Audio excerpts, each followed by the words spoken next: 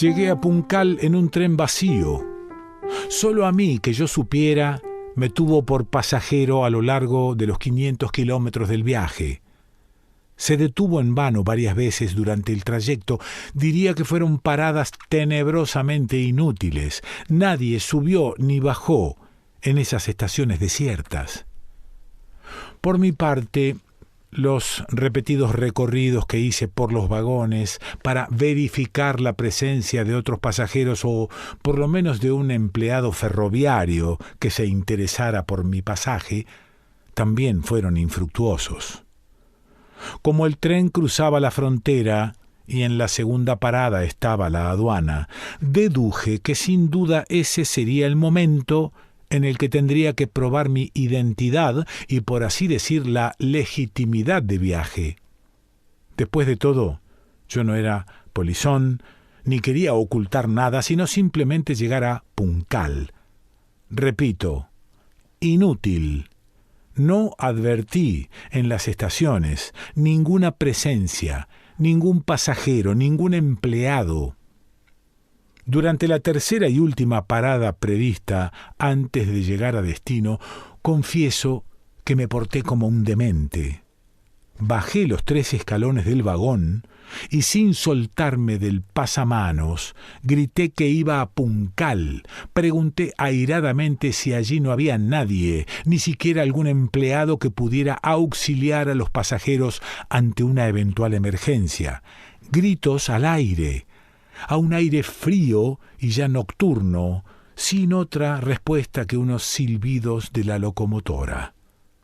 Trepé al vagón y las puertas se cerraron con violencia.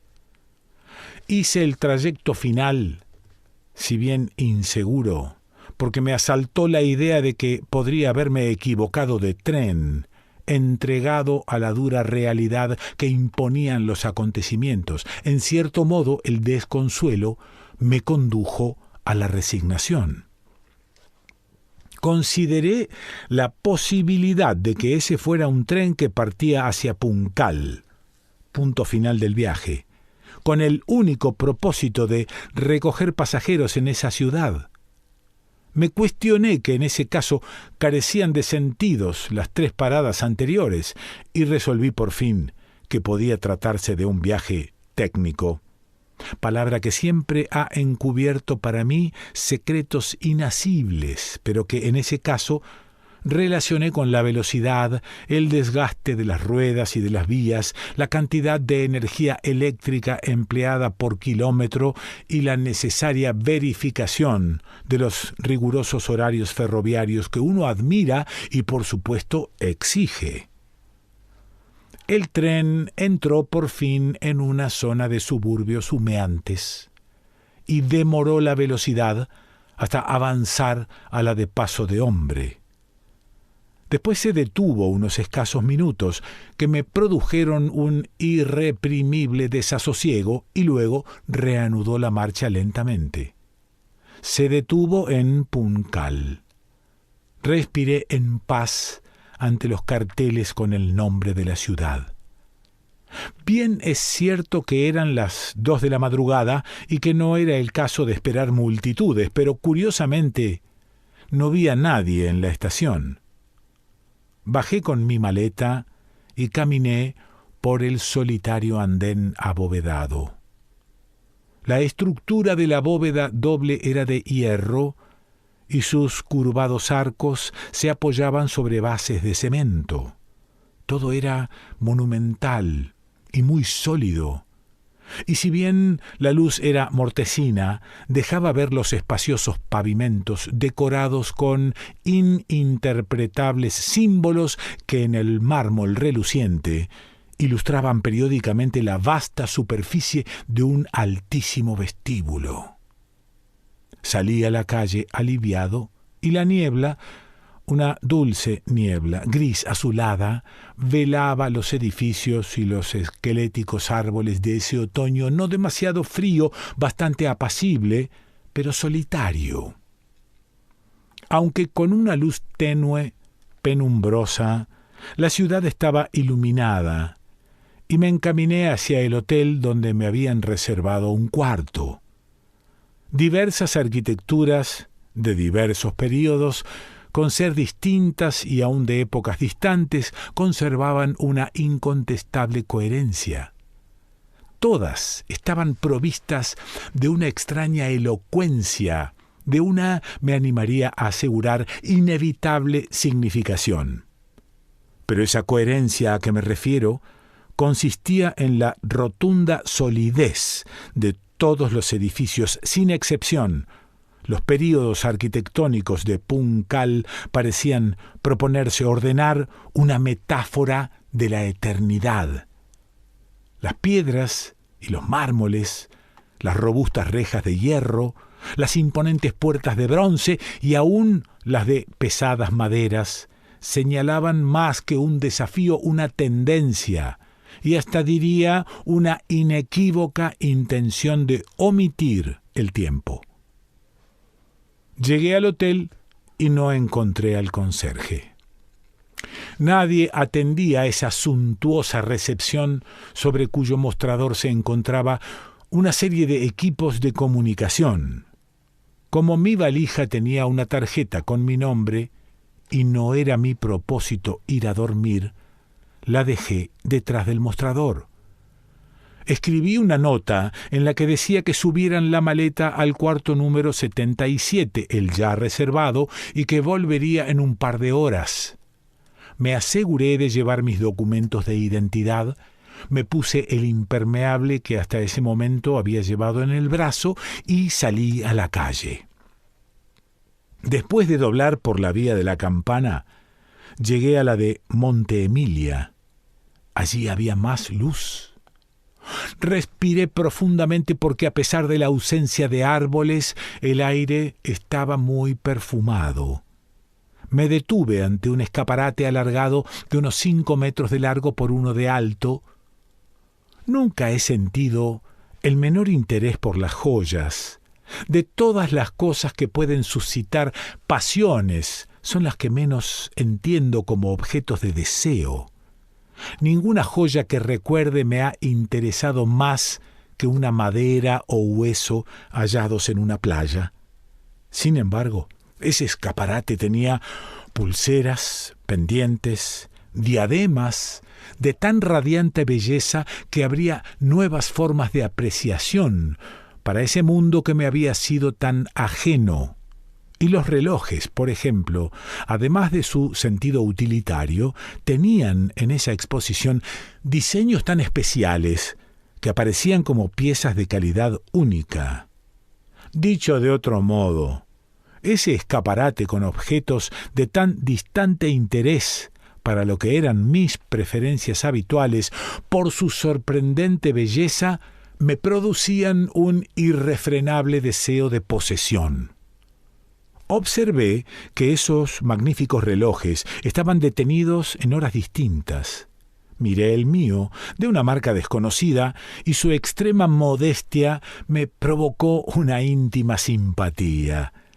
Lo único que tenía en común con los allí expuestos era que también se había detenido, en su caso, en la hora en que el tren había arribado a Puncal.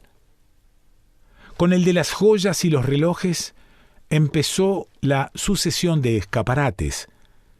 Cada uno despertaba una nueva ambición, un nuevo y desconocido placer, una nueva angustia de posesión. Uno sentía el deseo de comprar, de tener todo eso que se mostraba. En cierto modo, el criterio y la sensatez quedaban enceguecidos. Y si todo se quería poseer, las cosas, por su parte, denunciaban un carácter dominante de entrega, de cesión. Muebles y joyas, pieles y automóviles, ropas y telas, todo tentaba, y se sentía que, sin tener en cuenta el dinero que se tuviera, era de alguna manera asequible. Para ser preciso, se advertía que el dinero no era el tácito medio de intercambio, sino otro valor del cual sin duda no se carecía. Deploro tener que señalar que se exhibían, además de objetos suntuarios, maravillosos libros, cuadros principales, piezas de arte precolombinas, etruscas, griegas y romanas de una rigurosa excelencia, escasas hasta en los mayores museos. Me he ganado la vida trabajando en distintos lugares del mundo como restaurador de obras de arte, de Lima a Florencia, de Londres a México, de Bogotá a Ámsterdam. He debido viajar para mi paciente tarea. Puedo asegurar que en los escaparates de Puncal había piezas de idéntica, cuando no de mayor calidad, que en esos centros de inimaginables bellezas. Me sentí por un momento sobrecogido más que maravillado ante esa incomunicable jerarquía. Envuelto en los refinados perfumes de Puncal, consideré que esa era una ciudad de insuperable perfección, hasta tal punto que debí cuestionarme, por un deseo de ecuanimidad, mis iniciales juicios sobre su arquitectura. No podía dejar de haber en esa arquitectura valores correspondientes a la máxima calidad de cuanto se exponía en esa ciudad en la que parecía haberse ordenado una antología de la excelencia. Doblé por una calle estrecha donde se repetían sorprendentes exposiciones. En lugar de maniquíes, para presentar telas y pieles, empleaban antiguos torsos de mármol. Pensé que ese uso de tan formidables esculturas representaba una profanación. Sin embargo, las pieles y las telas de notable calidad y de colores impecablemente combinados caían sobre las figuras con tal sentido estético que era imposible no maravillarse. Al acercarme a una esquina, fue desapareciendo el perfume que a mi entender surgía de los muros y de pronto, en el cruce de dos calles, me enfrenté con un espectáculo que no podía admitir una mirada humana. Era un amontonamiento nauseabundo e informe de cadáveres.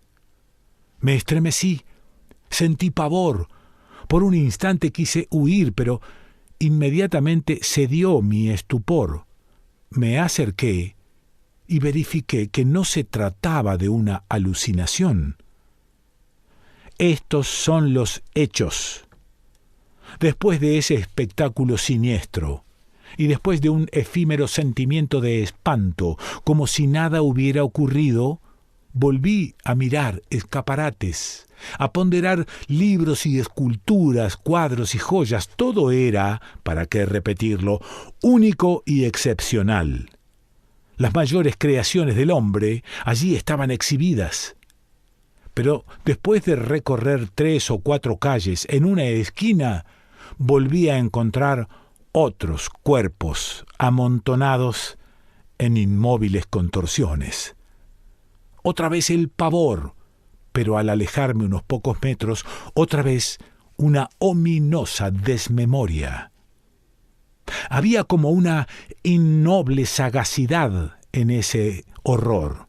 Primero su manifiesta atrocidad, después el disimulo del espanto, después la imposición de un cínico acostumbramiento que se convertía en una natural aceptación o en una forma de plácido olvido, como si la memoria, al desproveerse de jerarquía moral, desapareciera y todo el pasado se convirtiera en una nube de vacío, y entonces esa ciudad de Puncal exigiera que sólo a través del presente se pudiera registrar la realidad.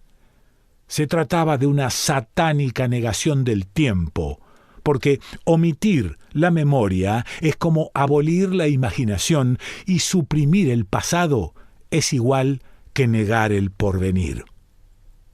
Jugaban, digo, un papel peculiar esas proposiciones de extraordinaria belleza y calidad que se exhibían en los escaparates.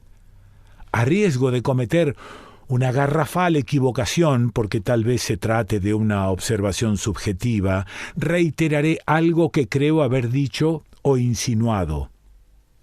Todo eso era fácilmente obtenible no mediante dinero, no mediante una compra, sino más bien a través de una cesión que, bien es cierto, de mi parte hubiera representado una entrega de algo íntimo que no podría precisar, pero que me era propio y que, con total libertad, podía ser cedido o conservado. Entonces la cosa era así. La memoria obraba de un modo singular. Esos valles de oprobio que representaban los seres abandonados eran suprimidos en forma inmediata ante las primeras vidrieras que seducían e invadían de manera absoluta el interés y la atención del único espectador, yo en ese caso. Por otra parte, los nauseabundos olores eran inmediatamente reemplazados por cortinas de refinadísimos perfumes que de manera automática y sincronizada subían de las bases metálicas de los escaparates a través de minúsculos orificios y me envolvían como ráfagas cíclicas traídas desde invisibles jardines. Y si en toda Puncal se gozaba de esa suma de perfumes deliciosos, las súbitas islas de olores terribles eran como enclaves abominables, cercados por las más ricas fragancias. El horror estaba demasiado presente para advertirlo como escándalo. Había perdido su excepcionalidad y se encontraba incorporado a la ciudad como un elemento natural. Uno pasaba por los cruces de esas calles ante visiones imperdonables como quien pasa por esos sueños de los que se sale, por atroces que hayan sido como si nada hubiera sucedido. Bajó la niebla y si bien llenaba las calles de una sutil veladura, no podía competir con la inobjetable luz que surgía de los escaparates. Oí la música reiterada de un organillo, como de calecita, y las ganas de ver alguna cara humana viva me condujo hacia el lugar de donde parecía provenir. La iba oyendo cada vez más cercana, pero de pronto se silenciaba, y yo aminoraba el paso para no alejarme, y cuando volvía a sonar lo aceleraba para acortar el momento del encuentro. Sin embargo, nunca llegué al lugar donde nacía esa música, a pesar de que varias veces me pareció hallarme exactamente en el punto del que provenía. Me resigné a no encontrarlo, y durante un largo rato no la oía hasta que volvía a sonar lejana y después más y más cercana hasta que parecía salir de mí mismo. De este modo, interrumpido, esa música iba y venía como borrada y traída por vientos encontrados. Me senté en la vereda, recostado en uno de los escaparates, frente a una de esas siniestras visiones. Me creí en la obligación de hacerlo. Olvidarlas era una manera de cobardía. Comprobé que ese testimonio acaso, por ser tan extremo, cercenaba mi capacidad crítica y borraba cualquier asomo de emoción. Mi atención se detuvo en un brazo de esa informe pila de seres que, imaginé, había sido depositada allí por uno de esos camiones volcadores, como si se tratara de escombros. Miraba con interés especial ese brazo, porque en la muñeca llevaba un reloj igual al mío. Me incorporé y lentamente me acerqué a los muertos. El hombre tenía la cabeza vuelta en oposición al lugar en que yo me encontraba. Entonces, y ya sabiendo sin dudarlo qué iba a ocurrir, volqué suavemente su cara hacia mí para comprobar que ese era mi cadáver. De algún modo muy íntimo, yo debía saber que me encontraba ante esos restos. Debo aceptar que se desprendía cierta serenidad, cierta paz en mi cara. Veía, además, parte de mi pecho y el brazo. sobre mí, debajo de mí, los otros seres ocultaban o mostraban sus rostros grises. Después de mi comprobación, no empecé a verme a mí mismo como un espectro, como un espíritu ambulante ni como un fantasma. No. Yo era yo mismo, con los atributos de mi normal existencia, y como los de quien, cuando se mira las manos, por ejemplo, sabe sin dudarlo que son sus propias manos, pero en puncal. Además de esos modestos mecanismos que permiten tener la seguridad de estar vivo, yo sabía que ya estaba muerto, no como una anticipación imaginaria de lo que irremediablemente alguna vez ocurriría, sino como algo que de un modo concreto ya había sucedido. Esa dualidad no se daba en términos metafóricos ni oníricos. Yo estaba muerto y yo estaba vivo. Si se quiere, había dos realidades simultáneas y paralelas: la de mí yo muerto y la de mí yo existente. Yo era dos, o mejor, uno en dos situaciones opuestas, y ninguna de ellas era ni excluyente ni contradictoria. Tenía dos realidades reales. Y cuanto me había ocurrido desde el momento de subir al tren que me condujo a Puncal, lo podría haber contado mi cadáver si su condición no le negara la acción. Yo lo puedo contar porque en esa dualidad se me ha otorgado un resto de temporalidad, aunque mi condición sea apenas distinta de la que tiene ese cuerpo mío exangüe, con un rostro no del todo desprovisto de serenidad y de paz. Comprendí que para una parte de mí, si así pudiera decirse, el tiempo había adquirido una quietud definitiva, en tanto que para quien recorría las calles de Puncal, el tiempo se manifestaba en una suma de vacilantes presentes, fragmentos de tiempo, como si se tratara de una eternidad o de una temporalidad imperfectas, defectuosas. Creí haber descifrado, por lo menos en parte, la clave de cuanto me ocurría cuando entendí que esa noche, en Puncal, no cambiaría, no se resolvería en un amanecer y en un nuevo día. Por otra parte, no tuve dudas de que llegaría el momento en que se me convocaría a una nueva partida en un tren solitario hacia otra ciudad, y no desestimé la posibilidad de que eso volviera a sucederme una y otra vez. He regresado al mismo lugar de la vereda y volví a sentarme. De pronto oí los acordes de una guitarra, después una dulce y simple canción. Me di cuenta de que quien hacía esa música era alguien que sabía tentar, pero no fui a buscarlo para verlo porque no lo iba a encontrar.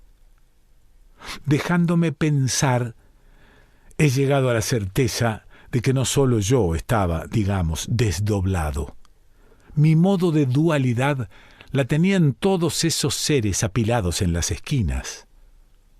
Yo estaba solo en esta ciudad, pero todos estábamos solos y no nos veíamos unos a otros. Todos vagábamos por estas calles donde únicamente se podían ver las mayores creaciones humanas y la muerte. Sin duda, el guitarrista también estaba muerto. Nada agrega a esta experiencia la sospecha de que, así como nosotros, me refiero a todos los que viajamos en el tren, hemos visitado ciudades como Puncal, otros hayan sido llevados en barcos a sucesivas islas. De todos modos, y dejando de lado estas presunciones, los que aquí estamos buscando o esperando nuestras muertes definitivas, deberemos suprimir la frágil atadura que todavía tenemos con el tiempo y que nos produce una doble nostalgia, la de estar en el mundo, en el irrecuperable mundo de los días y del amor, y esa otra nostalgia de un recién presentido mundo que ha de estar signado por la inamovible quietud de la eternidad. Para que mi muerte personal termine del todo, deberé olvidar a Buenos Aires y a Puncal, y a esas otras ciudades de mi viaje final, de las que ya quedan solo cenizas en los recodos de mi imaginación y de mi memoria. Todo deberá quedar olvidado. Dejándome pensar, he llegado también a la convicción de que deberemos conocer otras ciudades, tal vez más terribles que esta, y entonces, cuando hayamos agotado las necesarias etapas de tinieblas, un tren en el que cada uno de nosotros creerá ser el único pasajero, nos conducirá a la estación final, la estación de la ciudad innominable.